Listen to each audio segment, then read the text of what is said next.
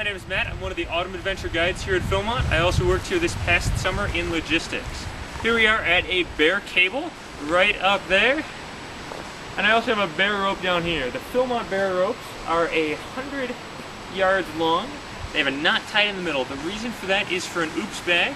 What we're going to do is we're going to take a carabiner connected on here, but you never want to throw a rope with a carabiner on it because it always, and I mean always, gets stuck on the cable. We're going to do the coil method here. There's several other methods out there, but this one seems to work pretty good. What you do is you just make big coils with the rope. Nice and simple from the middle. Not too complicated here. Don't want to make them too small because they sometimes get caught doing that. And there we go. Important step here, hang on to the other end. I always drop coil just so there's plenty of rope. Make sure you're not stepping on it. You want to make sure you're not going to hit anybody with the rope. And then just like throwing a line in anything else, you just big arm movements and then up and over, hopefully at least. So like I said, up and over.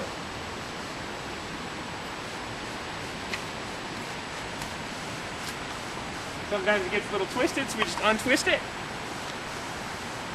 Then what we're going to do, once we get our bear bags attached here, hoist it up, split these two, tie them to two different trees.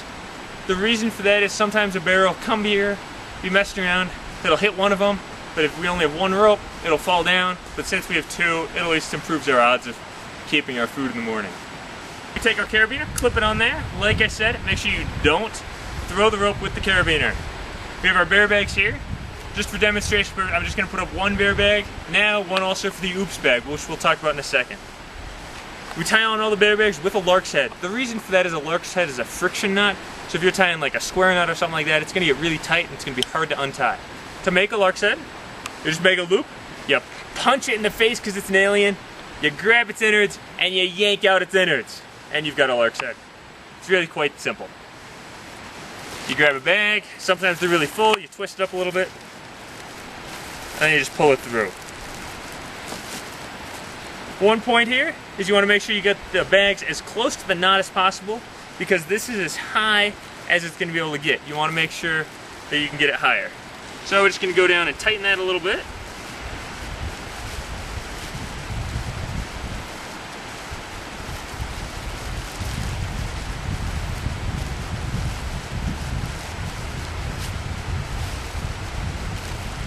And now I've only got about an inch before my knot. For an oops bag, the reason we do an oops bag is, well, sometimes people will say, oops, I forgot to put this up in the bear bag. We got a lot of food here, sometimes it's going to take 3 or 4 or maybe even the whole crew to get it down and back up. An oops bag can typically be dropped by only you and your tent mate.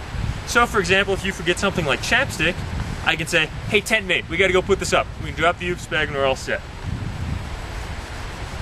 The reason we use a carabiner here versus just feeding the rope through is the rope will rub against itself and then it'll eventually cut through this rope and that's just a waste, so that's why we use a carabiner. We take a... Okay, where's my rope? Take a second rope here, feed it through the carabiner. Easy enough. The other nice thing about this is sometimes if we're cooking dinner, I can cook dinner, have the main bear bags up, and then just drop the oops bag for the trash. We're going to hoist up our main bag here. Notice our oops rope is hanging down. There we go, up. Then like I mentioned, we're going to split these two ropes, hang them at two separate trees.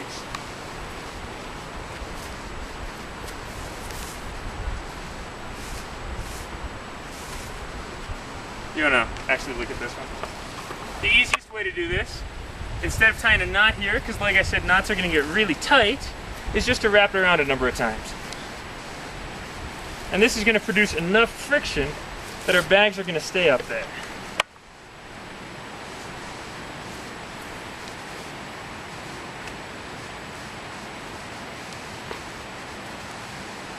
Okay, that should be enough. And then sometimes I've got some extra rope here. So what I normally do is just coil it up real quick. Then I shove it right back in here. Two reasons. That also helps keep tighter, and it also keeps the rope off the ground so the rope lasts a little bit longer. Once the main bear bag's up, we do the oops bag the same way as we did the other one. We have an alien, we punch it in the face, we grab its innards, and we rip them out. Then we pick up our bear bag, using this nice lark set again.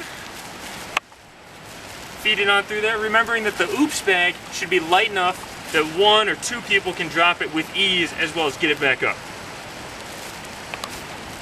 Once again, making sure the lark's head is close to the knot so we can get it as high as we can. Once that's on there, remember we don't want anybody trying to lift the bags or also standing underneath them to push them up. The reason for that is if something happens up there, it'll fall, hit them in the head. Not a good idea. Also, if somebody's trying to lift them, they're lifting a fair amount of weight. Once we get a lot of bags there, they can give them a hernia or something else that hurts. Then, just like before, we hoist it on up. Looks nice and pretty. And then once again, we split them. We want to tie them again to 2 different trees. And I just use the same method of wrapping it around a number of times. And that'll keep it. Like I said, some people are into tying all kinds of fancy knots, but I don't find it necessary. Sometimes it just causes more trouble than it's worth because then you gotta untie it in the morning.